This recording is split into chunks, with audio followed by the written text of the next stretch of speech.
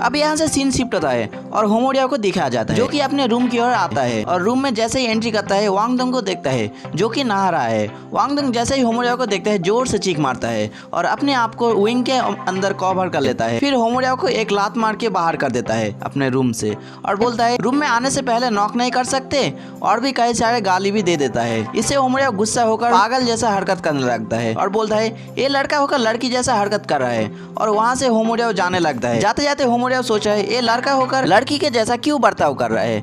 ये सब होमोरिया सोच ही रहा था। तभी वहाँ पर तानिया को देखते हैं जो कि होमोरिया को आने का वेट कर रहा था। जैसे ही होमोरिया तानिया के पास आता है तानिया होमोरिया की एक कान को पकड़ लेता है और बोलता है मैंने बोला था ना तुमको मेरे पास आने के लिए, चलो कोई नहीं और चलो मेरे साथ, तुम्हारे लिए कुछ है। फिर तानिया होमोरिया को एक जगह पर लेकर आता है। होमोरिया देखते हैं वहाँ पर एक बैन रखा हुआ है। तानिया इसके बारे में एक्सप्लेन करता है, बोलता है इस बैन में तुम फिश बेच सकते हो। ये सुन के होमोरिया भी खुश होता है। फिर यहाँ से सीन शिफ्ट होता है। अब हमें होमोरिया को देखते हैं जो कि उस बैन में बहुत सारे फिश लेकर आया है। होमोरिया इस फिश को बेचने का तैयारी करता है। तानिया भी होमोरिया का मदद करने के लिए रहता है। होमोरिया तानिया से पूछता है ब्रदर बीवी कहाँ पर है। तानिया बोलता है तुम उसकी चिंता मत करो, अपना फिश बेचने में ज्यादा ध्यान दो, तुम टेंशन मत लो, मैं तुम्हारा हेल्प करने के लिए यहाँ पर हूँ। फिर तानिया बोलता है मैं तुम्हारे इन सब फिश को आराम से बेच दूंगा। फिर सब लोगों के पास जाता है फिश बेचने के लिए, मगर कोई भी ये फिश लेने के लिए रेडी नहीं होता। इससे तानिया गुस्सा हो जाता है। फिर तानिया फिश का प्राइस लो कर देता है, मगर इससे भी कोई भी फिश नहीं लेता। फिर तानिया बहुत ज्यादा गुस्सा हो जाता है, फिर सारे फिश को फ्री में कर देता है। तभी उन दोनों के दुकान पर एक मोटा सा इंसान आता है और बोलता है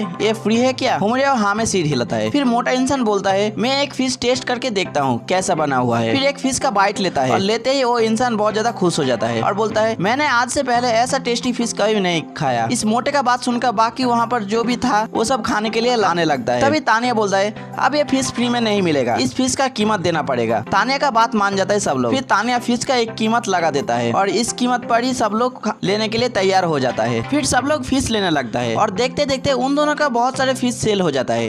ये देख के तानिया फिश का प्राइस और भी ज्यादा कर देता है, मगर इससे भी उन लोग का कोई भी प्रॉब्लम नहीं होता, भीड़ और भी डबल हो जाता है। तानिया इतना भीड़ देख के बहुत ज्यादा खुश हो जाता है और मन में बोलता है अगर इस तरह से सेल डेली होने लगा तो हम माला माल हो जाएंगे। इन दोनों का फिश के दुकान में सेल बढ़ता ही जा रहा था और दूसरी तरफ हम एक सुंदर सी लड़की को देखते हैं जो कि उन लोग के दुकान की ओर आ रहा था। इस लड़की को जो भी एक बार देखता है देखे ही रह जाता है। इस लड़की का नाम है जियांगनांग। जियांगनांग होमोरिया के दुकान में आ जाता है और होमोरिया से पूछता है ये फिश कितने का है।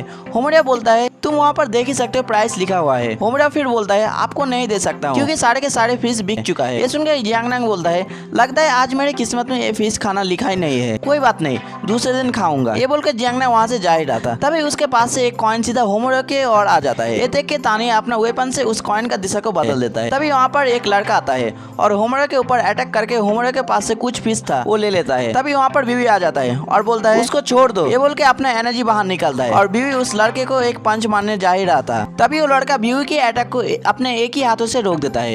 ये लड़का भी बहुत ज्यादा स्ट्रॉन्ग है। तभी तानिया भी अपने वेपन से उस लड़के के ऊपर अटैक कर देता है। तानिया के वेपन को अपने वेपन से रोकने की पूरी कोशिश करता है, मगर इतना कोशिश करने के बाद भी एक नीडल उस लड़के को लग जाता है, मगर किसी को इस बारे में पता नहीं चल पाता और तानिया का मजाक उड़ाने लगता है। तभी उस लड़के के सामने बीवी आ जाता है और बोलता है तुमने मेरे ब्रदर के ऊपर अटैक करने का हिम्मत कैसे किया, तुमको मुझे इसका आंसर देना पड़ेगा। लड़का बोलता है तुम कौन होते हो कि मैं तुम्हें इसका आंसर दूं। इस लड़के ने मिस जियांगनांग को फिश नहीं दिया, इसलिए मैंने उस लड़के के ऊपर अटैक किया। तभी तानिया बीवी के पास आता है और बोलता है तुम इस पागल से बात क्यों कर रहे हो, इसको पीट पीट के भद्दा बना दो। ये सुन के वो लड़का बोलता है चलो एक राउंड हो जाए कौन ज्यादा ताकतवर है, मगर यहाँ पर नहीं एरेना में चलो। फिर वो दोनों एरेना में जाने लगता है और इधर एकेडमी में ये बात फैल जाता है कि बीवी और उस लड़के का एरेना में फाइट होने वाला है, इसीलिए एकेडमी के सारे स्टूडेंट एरेना की ओर जाने लगता है। अब हमें एरेना की ओर दिखाया जाता है। एरेना की चारों तरफ स्टूडेंट भरा हुआ है। होमोरिया तानिया से पूछता है इन दोनों का फाइट देखने के लिए इतना क्यों स्टूडेंट भरा हुआ है।